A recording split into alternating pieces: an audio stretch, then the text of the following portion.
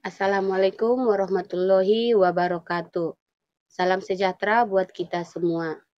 Baiklah anak-anak kami semuanya, khususnya kelas 12 semua jurusan. Tolong anak-anak kami dengarkan, perhatikan, dan pahami. Materi yang lewat kita bahas mengenai pengenalan jaringan, jenis-jenis jaringan, dan topologi jaringan. Masih ingat anak-anak kami jenis-jenis jaringan itu apa-apa saja? Jenis-jenis jaringan itu terdiri dari yang pertama ada dia Local Area Network atau biasa disingkat dengan LAN. LAN ini merupakan jaringan milik pribadi di dalam sebuah gedung atau kampus yang berukuran hingga beberapa kilometer. Yang kedua, Metropolitan Area Network atau biasa disingkat dengan MAN. MAN ini merupakan versi LAN yang berukuran lebih besar dan biasanya menggunakan teknologi yang sama dengan LAN. Yang ketiga, Wide Area Network atau WAN. WAN ini memiliki jaringan yang mencakup daerah geografis yang luas. Yang keempat, Internet. Internet ini kumpulan jaringan yang interkoneksi. Yang kelima, wireless atau jaringan tanpa kabel. Merupakan suatu solusi terhadap komunikasi yang tidak bisa dilakukan dengan jaringan yang menggunakan kabel. Baiklah anak-anak kami, materi kita sekarang adalah protokol jaringan. Penyelenggaraan komunikasi antar berbagai macam vendor komputer memerlukan sebuah aturan baku yang standar dan disetujui berbagai pihak. Sebagaimana dua orang yang berlainan bangsa, komunikasi yang terjadi di antara mereka memerlukan penerjemah atau interpreter, atau satu bangsa yang dimengerti kedua belah pihak. Dalam dunia komputer dan telekomunikasi, interpreter identik dengan protokol. Untuk itu, maka Badan Dunia yang menangani masalah standarisasi ISO Open System Interconnection membuat aturan baku yang dikenal dengan nama model referensi OSI, Open System Interconnection. Dengan demikian, semua vendor perangkat telekomunikasi diharuskan berpedoman pada model referensi ini dalam mengembangkan protokolnya. Model referensi OSI terdiri dari 7 lapisan, mulai dari lapisan fisik sampai dengan aplikasi. Model referensi ini tidak hanya berguna untuk produk-produk LAN saja, tetapi juga dalam membangun jaringan internet. Hubungan antara model referensi OSI dan protokol internet bisa kita lihat pada tabel berikut ini.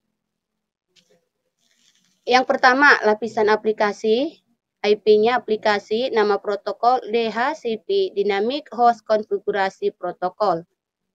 Gunanya, protokol untuk distribusi IP pada jaringan dengan jumlah IP yang terbatas. Yang kedua, presentasi. Nama protokolnya DNS, Domain Name System. Basis data, nama domain, mesin, dan nomor IP. Yang ketiga, ada sesi. Nama protokolnya FTP, File Transfer Protocol. Kegunaannya protokol untuk transfer file. Kemudian ada lagi HTTP, Hypertext Transfer Protocol. Gunanya protokol untuk transfer file. Ada lagi MIME, Multipurpose Internet Mail Extension. Protokol untuk mengirim file binary dalam bentuk teks. Kemudian ada lagi NNTP, Network News Transfer Protocol.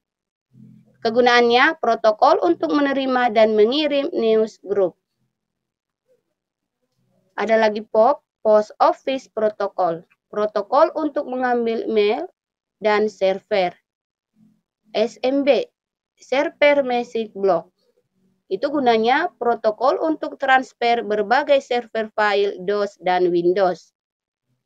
Kemudian SMTP, Simple Mail Transfer Protocol. Gunanya protokol untuk bertukaran mail. Ada lagi SNMP, Simple Network Management Protocol. Kegunaannya protokol untuk manajemen jaringan. Ada lagi di situ Telnet. Itu gunanya protokol untuk akses dari jarak jauh. TFTP, Triple FTP, protokol untuk transfer file. Ada lagi RPC, Remote Producer Call, produser pemanggil jarak jauh. Kemudian ada lagi soket, input-output untuk network jenis BSD Unix. Keempat, ada transport. Kemudian TCP, Transmission Control Protocol.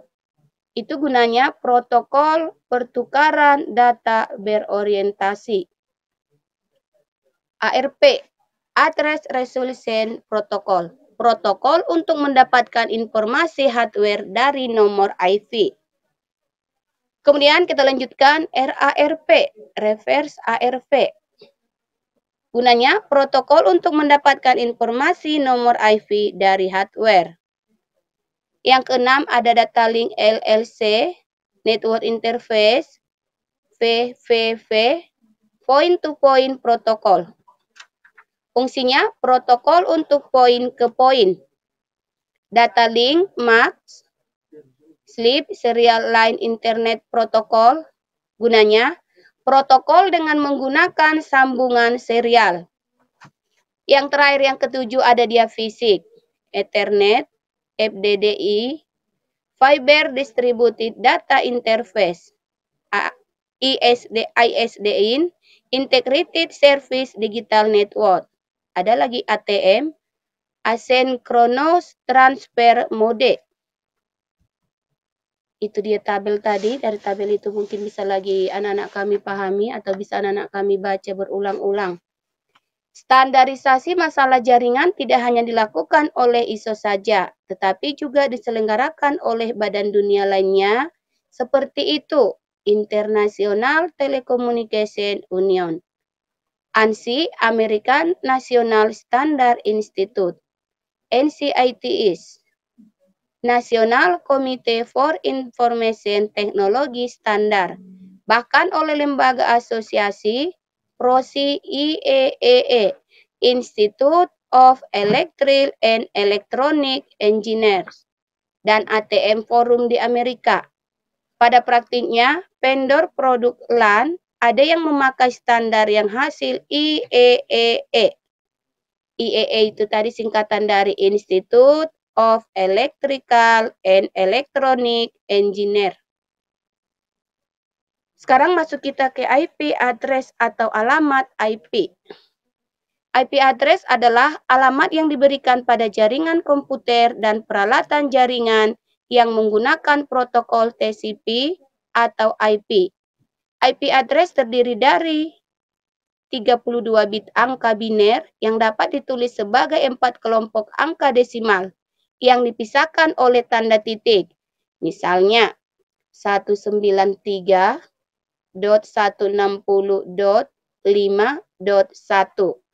Lihat tabel berikut. Ada di sini tabel contoh IP address atau alamat addressnya. Network ID 193, kemudian 160, kemudian 5, host ID 1. IP address terdiri dari atas dua bagian, yaitu network ID dan host ID.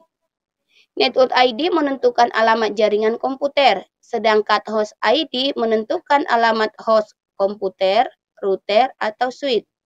Oleh sebab itu, IP address memberikan alamat lengkap suatu host beserta alamat jaringan di mana host itu berada. Network ID 132.92, sedangkan host ID-nya 121.1. IP address di atas berarti host nomor 121.1.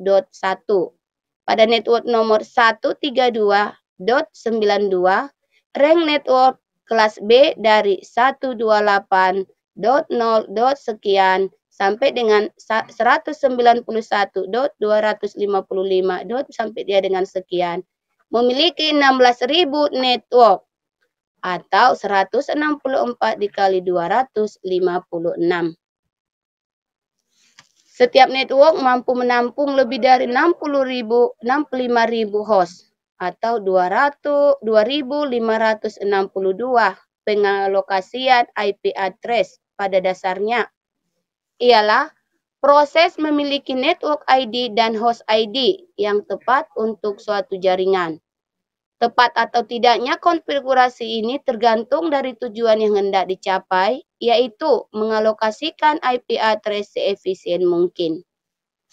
Kemudian masuk kita ke app-nya, Domain Name System atau DNS. Domain Name System atau biasa disingkat dengan DNS adalah suatu sistem yang memungkinkan nama suatu host pada jaringan komputer atau internet ditranslasikan menjadi IP address. Dalam memberikan nama DNS menggunakan arsitektur hierarki sebagai berikut. Lihat, A. Root level domain merupakan tingkat teratas yang ditampilkan sebagai titik atau dot. 2. Top level domain. Kode kategori organisasi atau negara, misalnya .com untuk dipakai oleh perusahaan, edu untuk dipakai oleh perguruan tinggi, gov untuk dipakai oleh badan pemerintahan. Selain itu, untuk membedakan pemakaian nama oleh suatu negara dengan negara lain digunakan tanda, misalnya .id untuk Indonesia atau .au untuk Australia. C. Scan level domain merupakan nama untuk organisasi atau perusahaan, misalnya Microsoft.com, yaitu Yahoo.com, dan lain-lain. Ibu lanjutkan lagi sekarang, masuk kita ke G, tipe jaringan. Tipe jaringan terkait erat dengan tipe operasi jaringan. Ada dua tipe jaringan, yaitu client server dan tipe jaringan peer-to-peer. Yang kita bahas yang pertama adalah jaringan client server. Server adalah komputer yang menyediakan fasilitas bagi komputer-komputer lain di dalam jaringan, dan client adalah komputer-komputer yang menerima atau menggunakan fasilitas yang disediakan oleh server. Server di jaringan tipe client server disebut dengan dedicated server karena murni berperan sebagai penyedia fasilitas untuk workstation, dan server tersebut tidak dapat berperan sebagai workstation. Keunggulannya, kecepatan akses lebih tinggi karena menyediakan fasilitas jaringan dan pengelolaannya dilakukan secara khusus oleh suatu komputer atau server yang tidak dibebani dengan tugas lainnya, seperti sebagai workstation. Sistem keamanan dan administrasi jaringan lebih baik karena terdapat sebuah komputer yang bertugas sebagai administrator jaringan yang mengelola administrasi dan sistem keamanan jaringan. Kemudian sistem backup data lebih baik karena pada jaringan clear server backup dilakukan berpusat di server yang akan membackup seluruh data yang digunakan di dalam jaringan. Kelemahannya, biaya operasional relatif lebih mahal. 2. Diperlukan adanya satu komputer khusus yang berkemampuan lebih untuk ditugaskan sebagai server. Yang ketiga, kelangsungan jaringan sangat tergantung pada server. Bila server mengalami gangguan, maka secara keseluruhan jaringan akan terganggu. Terima kasih. Ibu rasa sampai di sini dulu materi kita untuk kali ini. Lain kali kita sambung, dan mana tahu ada anak-anak kami yang tidak mengerti atau tidak paham atau ada pertanyaan, tolong diisi di kolom komentar. Ibu akhiri dengan salam. Assalamualaikum warahmatullahi wabarakatuh.